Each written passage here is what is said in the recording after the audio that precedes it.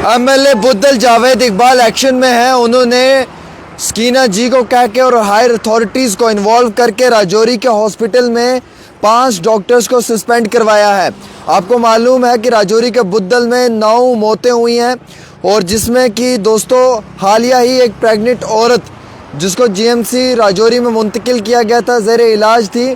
Doctors की लापरवाही की वजह से प्रेग्नेंट औरत की मौत होगी। इस मामले में 5 डॉक्टर्स को सस्पेंड किया गया है और साथ ही साथ जो है वो बाकी पैरामेडिकल स्टाफ के लोगों को भी बिलखसूस जो है वो सस्पेंड किया है। हमारे पास ज़राए से दी हुई जानकारी के मुताबिक ये इत्तला निकल कर आ रही है, राजौरी के अंदर गवर्नमेंट मेडिकल कॉलेज में 5 डॉक्टर्स को सस्पेंड किया है। जब एक प्रेग्नेंट खातून की डेथ हुई उसके बाद जो है वो पूरे इलाके के अंदर मातम ही मातम था और इस मामले में एमएलए बुद्दल ने भी कानूनी कार्रवाई को अमल में लाया और हायर अथॉरिटीज़ से बात करवाकर गवर्नमेंट मेडिकल कॉलेज पे एक्शन करवाया। रज़ीम अख्तर 35 साला खातून बुद्दल कोटरंका की रहने वाली है। इसके साथ साथ हम आपको ये जानकारी भी देना चाहेंगे 5 डॉक्टर सस्पेंड हुआ हैं और इन्हें अटैच किया गया है मेडिकल सुप्रिटेंडेंट के ऑफिस के साथ। 2 डॉक्टर्स के साथ साथ 8 स्टाफ मेंबर्स भी हैं जिसमें पैरामेडिकल स्टाफ भी है और माफ़ी चाहूँगा स्पोर्ट्स स्टाफ भी है। तो यानी कि 8 पैरामेडिकल स्टाफ और 5 डॉक्टर्स को गई 2 दिनों के अंदर सस्पेंड किया है।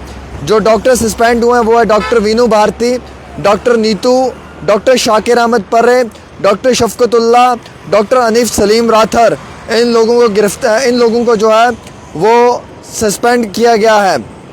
फिर से कहना चाहूँगा इन लोगों को जो है वो सस्पेंड किया गया है और एमएलए जावेद इकबाल ने जो है वो हायर अथॉरिटी से बात करके जो बुद्दल के एमएलए हैं वो इस मामले में इंटरवीन हुए और कानूनी कार्रवाई को अमल में लाया गया है। तो कुल मिलाकर दोस्तों तकरीबन राजौरी के अंदर बुद्दल में 9 डेथ्स हुई हैं और 9 डेथ में लास्ट की डेथ उस औरत की है जो प्रेग्नेंट थी, जिसके पेट में 5 महीने का बच्चा था और गवर्नमेंट मेडिकल कॉलेज की लापरवाही की वजह से, डॉक्टर्स की लापरवाही की वजह से उस औरत की डेथ हो गई है। अब इस मामले में 5 डॉक्टर्स को सस्पेंड किया गया है, 8 पैरामेडिकल स्टाफ के लोग हैं। कानूनी कार्रवाई को अमल में लाया गया है, इंक्वायरी बिठाई गई है और अगले कुछ घंटों में इन्होंने जवाब देना है कि आखिरकार इनके होते हुए ये इतनी बड़ी लापरवाही कैसे बरती गई है और किस तरीके से एक आम इंसान को इतनी मुश्किलात का सामना उठाना पड़ रहा है। सरकारी अस्पतालों का निज़ाम दरम बरम है, डॉक्टर्स इंसान की तरह कदर नहीं करते हैं। कुत्ते की मालिक कदर कर लेता है लेकिन ये डॉक्टर अपने पेशेंट की कदर नहीं करता है। मैं ओपनली कहूँगा, डंके की चोट पे कहूँगा कि आजकल सरकारी अस्पतालों के अंदर निज़ाम ख़त्म हो चुका है।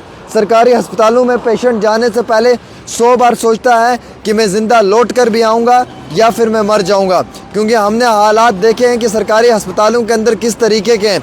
दोस्तों 5 डॉक्टर्स को सस्पेंड करना अपने आप में बड़ी बात है। एमएलए बुद्दल जावेद इकबाल चौधरी ने इसमें बहुत बड़ी कानूनी कार्रवाई करवाई है और डिमांड भी की है कि इसमें जो है वो 5 डॉक्टर्स को सस्पेंड किया है, 8 पैरामेडिकल के लोग हैं और अभी डिमांड ये भी है कि मज़ीद और लोगों को भी जो है वो सस्पेंड किया जाए जो उस रात उस ड्यूटी पे थे।